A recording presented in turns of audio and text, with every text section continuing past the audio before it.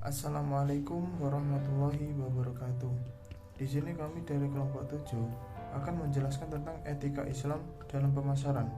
Sebelumnya, perkenalkan kelompok kami. Yang pertama yaitu Nur Aiza, yang kedua Feni Eka Putri, dan yang ketiga Taufik Badarus. Yang keempat yaitu Juliarti Kristiro. Dan sebelum ke pembahasan yang lebih lanjut, kita akan membahas pengertian dan tujuan distribusi dalam Islam itu sendiri. Pada dasarnya, Islam sendiri memiliki dua sistem distribusi utama, yaitu distribusi secara komersial dan mengikuti mekanisme pasar, serta sistem distribusi yang bertumbuh pada aspek keadilan sosial masyarakat. Kemudian konsep distribusi menurut pandangan Islam sendiri ialah peningkatan dan juga pembagian bagi hasil kekayaan agar sirkulasi kekayaan dapat ditingkatkan.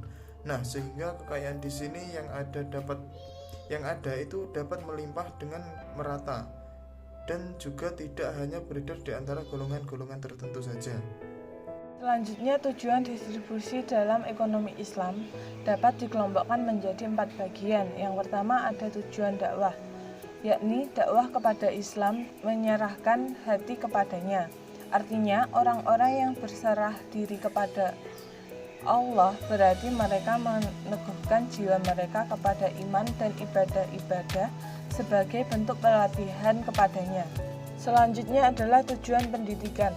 Tujuan pendidikan dalam distribusi adalah seperti dalam surat At-Taubah ayat 103 bahwa zakat yang merupakan ciri pengambilan distribusi dapat memberikan para pemberinya bebas dari dosa dan akhlak tercela, menambahkan akhlak baik dan akhlak solehah, mengembangkan harta dan menambahkan pahala di dunia dan di akhirat. Secara umum, bahwa distribusi dalam perspektif ekonomi Islam dapat diwujudkan beberapa tujuan pendidikan. Terpenting diantaranya adalah pendidikan terhadap akhlak terpuji dan mensucikan diri dari akhlak tercela. Yang ketiga adalah tujuan sosial. Tujuan sosial yang terpenting bagi distribusi adalah sebagai berikut. Yang pertama adalah menghidupkan prinsip solidaritas di dalam masyarakat muslim. Yang kedua adalah menguatkan kasih sayang di antara individu dan kelompok masyarakat. Yang ketiga adalah sebab-sebab kebencian dalam masyarakat. Yang terakhir adalah keadilan dalam distribusi. Selanjutnya yang terakhir adalah tujuan ekonomi. Distribusi dalam ekonomi Islam memiliki tujuan-tujuan ekonomi. Di antaranya yang pertama adalah pengembangan harta dan pembersihannya, karena orang yang berinfak akan menginvestasikan hartanya sehingga tidak akan habis karena zakat. Yang kedua adalah memberdayakan sumber daya manusia. Yang ketiga adil dalam merealisasikan kesejahteraan ekonomi. Yang terakhir adalah penggunaan terbaik terhadap sumber daya ekonomi. Selanjutnya yaitu poin B mengenai prinsip dasar dalam pemasaran Islam. Etika pemasaran dalam ekonomi Islam itu berpedoman pada prinsip dan nilai dasar ekonomi Islam, yaitu yang pertama ada tauhid, kepemilikan, keseimbangan, keadilan, dan produktivitas. Selanjutnya ada 8 prinsip lain pemasaran dalam Islam atau yang kerap disebut dengan prinsip-prinsip pemasaran syariah. Prinsip tersebut yakni yang pertama, ikhtiar adalah salah satu bentuk usaha untuk mengadakan perubahan yang dilakukan seseorang secara maksimal dengan segenap kemampuan yang dimiliki dengan harapan menghasilkan ridho Allah Subhanahu wa Ta'ala. Yang kedua yaitu manfaat. Manfaat artinya berguna bagi si pemakai produk ataupun jasa. Yang ketiga amanah atau tanggung jawab. Keempat nasihat. Nasihat ini, produk atau jasa yang dikeluarkan harus mengandung unsur peringatan berupa nasihat, sehingga hati setiap konsumen yang memanfaatkannya tersentuh terhadap tujuan hakiki kemanfaatan produk atau jasa yang digunakan. Yang kelima yaitu keadilan. Berbisnis secara adil adalah wajib hukumnya, bukan hanya imbauan dari Allah. Sikap adil termasuk di antara nilai-nilai yang telah ditetapkan oleh Islam dalam semua aspek ekonomi Islam. Yang keenam yaitu transparan atau keterbukaan.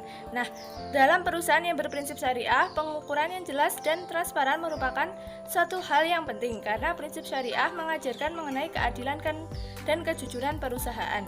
Yang ketujuh yaitu kejujuran. Dalam promosi informasi yang dipaparkan harus sesuai dengan spesifikasi produk itu sendiri dan tidak boleh menyelewengkan informasi tentang suatu produk. Yang ke-8 yaitu ikhlas atau tulus. Ikhlas atau tulus merupakan salah satu nilai keislaman yang terdapat dalam kegiatan. Dalam mempromosikan produknya, seseorang atau perusahaan harus mempunyai nilai yang baik, ikhlas, dan tidak ada itikat buruk. Sekian dari saya, selanjutnya akan disampaikan oleh pemateri berikutnya. Baik, materi selanjutnya yaitu etika pemasaran perspektif Islam. Perbedaan antara pemasaran konvensional dengan pemasaran Islami terletak pada produk atau pelayanannya yang memerlukan jaminan halal yang sesuai dengan syariat Islam. Dalam praktiknya, pelaku pemasaran akan mempertimbangkan segala aktivitasnya apakah berada dalam ajaran Islam dengan berpedoman pada prinsip ekonomi Islam karena hal ini sangat berimplikasi pada seluruh aspek kehidupan manusia secara keseluruhan. Dalam menerapkan etika pemasaran harus sesuai dengan tujuan ekonomi Islam, yaitu mencari pemuasan berbagai keperluan hidup manusia, baik keperluan hidup pribadi maupun keperluan hidup manusia secara keseluruhan.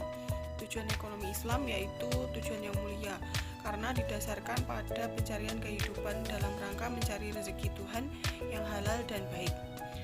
Etika yang harus ada pada praktik pemasaran yaitu yang pertama memiliki kepribadian yang spiritual, yang kedua berperilaku baik dan simpatik, yang ketiga berlaku adil dalam bisnis, yang keempat bersikap melayani dan rendah hati, yang kelima menepati janji dan tidak curang, yang keenam jujur dan terpercaya, yang ketujuh tidak suka berburuk sangka, yang kedelapan tidak suka menjelek-jelekan, yang kesembilan tidak melakukan kegiatan sogok, yang kesepuluh memiliki akhlak yang terpuji, dan yang terakhir memiliki sikap yang toleran.